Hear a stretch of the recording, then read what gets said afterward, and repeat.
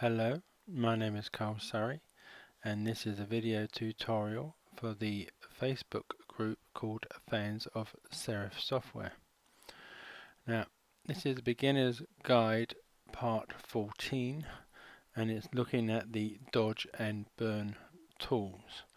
It's not going to be that in-depth look at these tools because I'm not that good at using them, but I will try and give you an idea of how they work.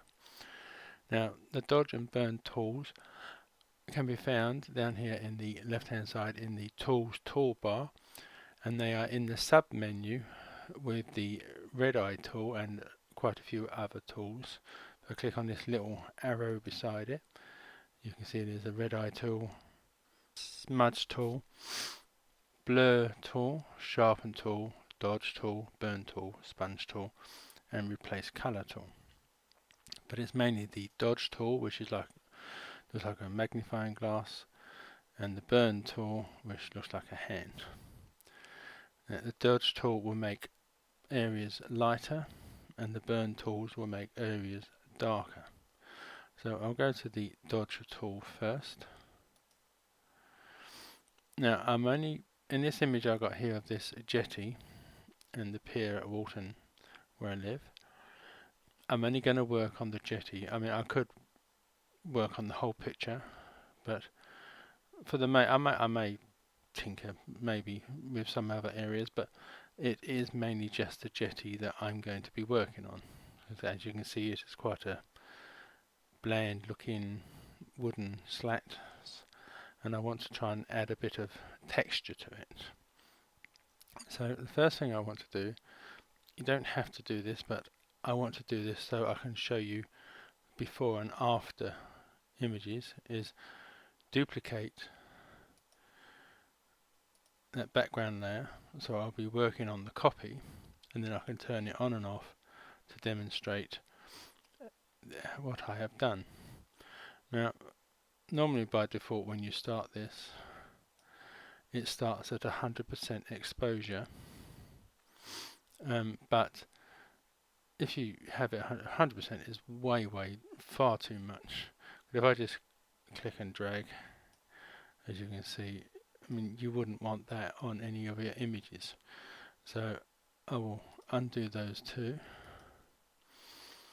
and really you want to come down really low. I mean, even 20 and 30% is too high. So somewhere between 3 and 4% exposure. And much like the brush tool, you've got a little white box with a black dot here, which you can click inside to open up the brush options. Now I'm going to, at the moment it's set on 50% hardness, so I'm just going to lower this down so it's a much softer brush.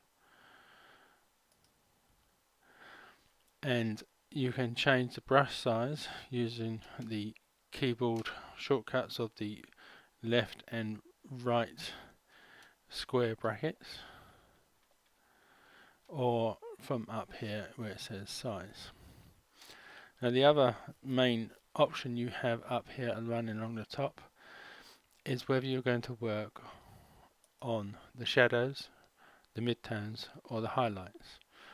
This will all depend on your particular picture, and if you have a darker picture, then obviously you're probably working on the shadows to try and brighten them up. But for my example, I'm going to click on the highlights.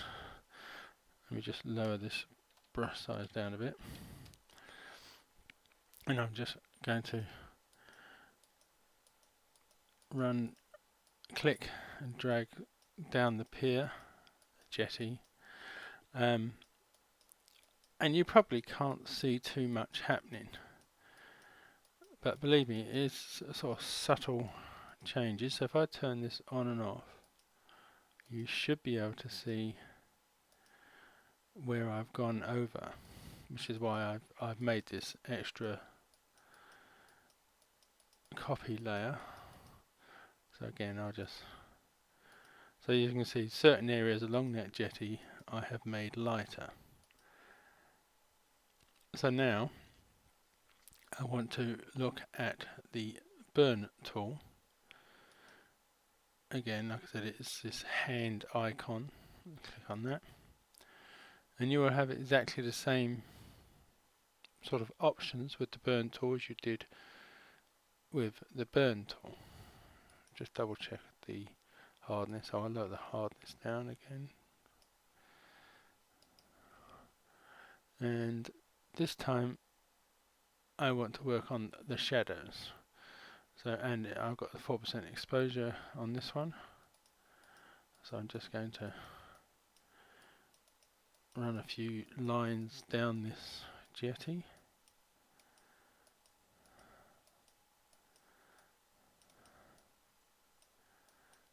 And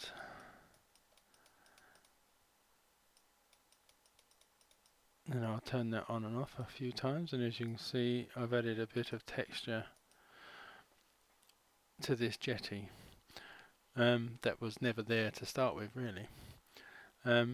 You can overdo these tools, as I quite often do when I do try and use them. So I will stop there. I could obviously keep making areas darker, and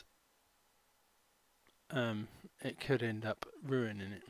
So I hope if I just click this on and off a few more times, you can see with a subtle use of both the tools, and whether you use it in the shadows or the midtones or the highlights, you really have to experiment with your own pictures. One other good use, which I can show you here, is like making the sky a bit darker. Again, staying on the burn tool, and I will lower the exposure even more. I think I'll go down to about 1%,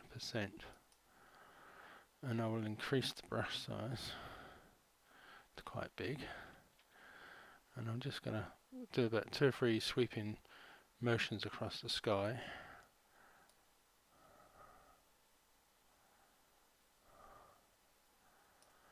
I hope you can see that it is slowly and subtly making that a little bit darker.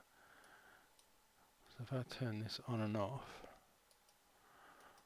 there's not a vast amount of difference in the sky, but I am only doing it at 1% and just making it slightly darker each time.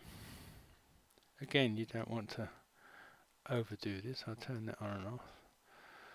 Yeah, because you can't, I don't know if you can see this, but there's sort of maybe some slight repetition of pattern on this area, especially this area here that I can see. So what I'll do is I think I'll undo a few steps. That's a bit better. It's not as noticeable as repetition of patterns, but it is slightly darker. Well, I hope you have learnt something there about the dodge and burn tools. I'm sorry it's not that in depth, but I really do not use it that often or fully understand the complexities of how it works and what have you.